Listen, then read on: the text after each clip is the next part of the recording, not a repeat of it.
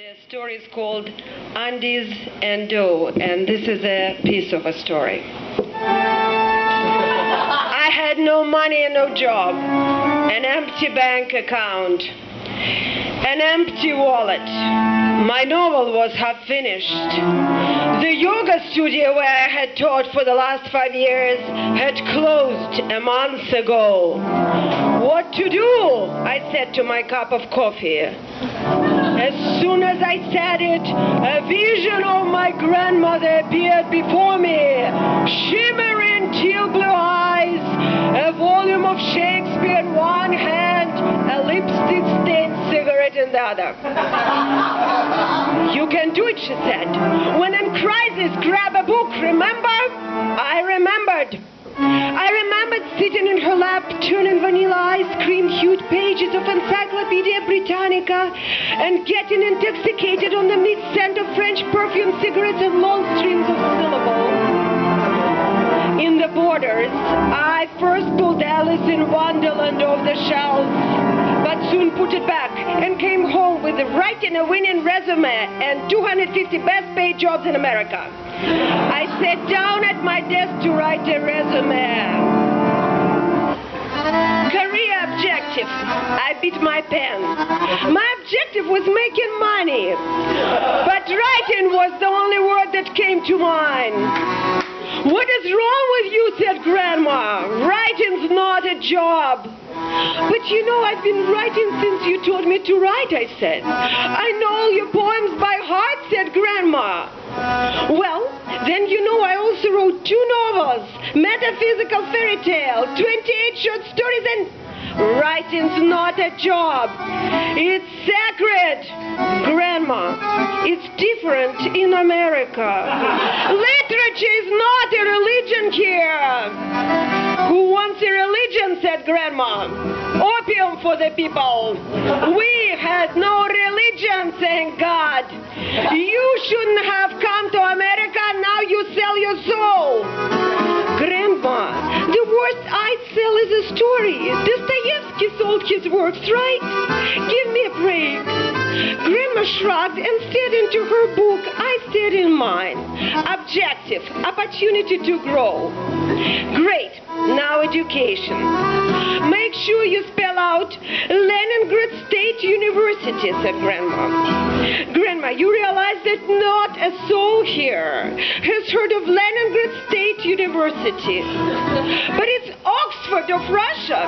No one cares. But you have a master's degree in English. I'm going to go, said Grandma. You understand how I feel when you are in my shoes. I drove you to English lessons since you were 9. I sold my mink coat to bribe the dean. Do as you wish. Education, MA, cultural studies. Next, work experience. I was glad that Grandma left. I had been working since I was 16 and kept a lot of things secret from her. Following the book instructions, I wrote down my major jobs in a chronological order and then contemplated the list. Let's see.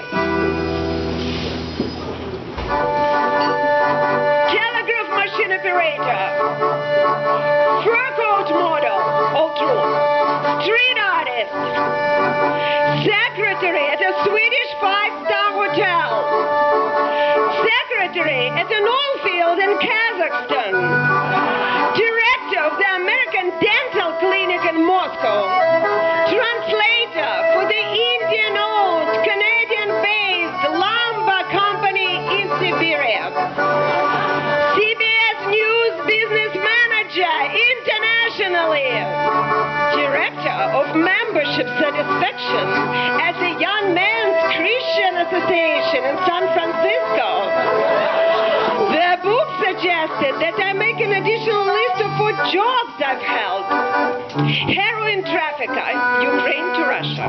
Kickboxing instructor. Funeral humor photo model. Dominatrix. I thought of the job that I was offered I did not accept. A KGB spy and porn film interpreter. I could make blinis and draw horses.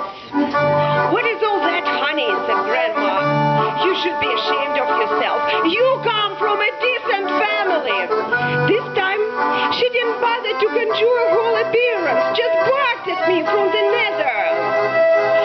Summary, a versatile, multilingual, goal-oriented, administrative superstar with outstanding communication skills and decades of work in the arts, IT, and health industries. Next, I settled with 250 best-paid jobs in America. I narrowed my search to the 20 best-paid jobs. 17 of them were in healthcare. The best-paid job was a surgeon. The second, anesthesiologist. It paid the best in Kentucky. I'm too squeamish, I said. You are too old, said Grandma. How about a lawyer? She was back. Like the Cheshire cat, she always came back. I am an anarchist, I said.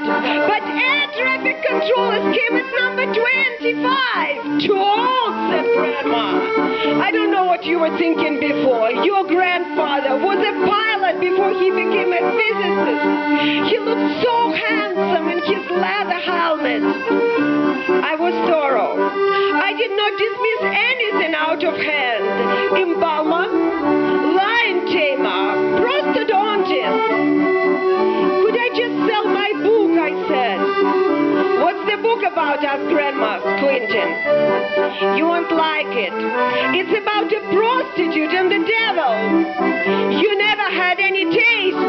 Why don't you write about your motherland? A prostitute? All my life, I'm selling my body parts. My brain, hands, or legs. How is it different from selling any other body part, I said. It's different, said Grandma. No, everyone is selling their time, their life. It's just a matter of money. Then, the life is over, you die, and that's the end. It's not the end, said Grandma. It's not the end.